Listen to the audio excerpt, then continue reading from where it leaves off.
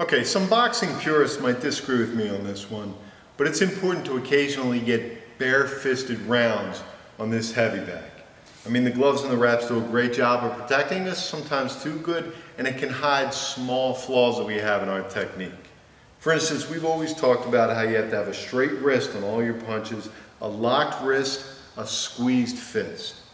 If that's loose, or if that's bent, and you try to explode your body weight behind a punch into a heavy bag without gloves, you're going to know from punch number one that that is not the way to do it.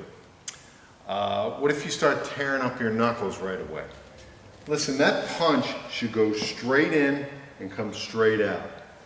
If you're hitting this bag without gloves and you start tearing those knuckles up right away, you're either chopping down or you're skipping in or you're skipping off.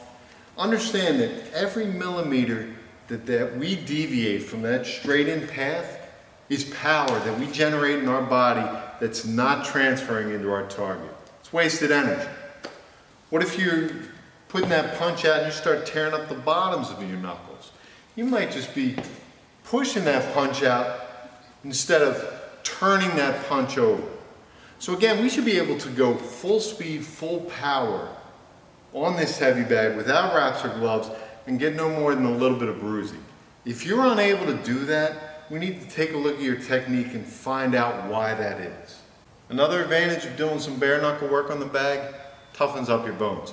As anybody who's busted their hand can tell you, a bad break can sideline that fist for the better part of a year. Luckily, our bone is living tissue and it'll respond to stresses that we place upon it. The best way to stress it is to punch things. The firmer the better, within reason. Don't punch brick walls or anything, but don't shy away from the bottom of that bag where all that settling has occurred. Just ease into it. We don't want to develop any kind of hairline fractures while we're working. Understand, I'm not a doctor, so I don't know what the long-term consequences of stressing our bones in this manner is.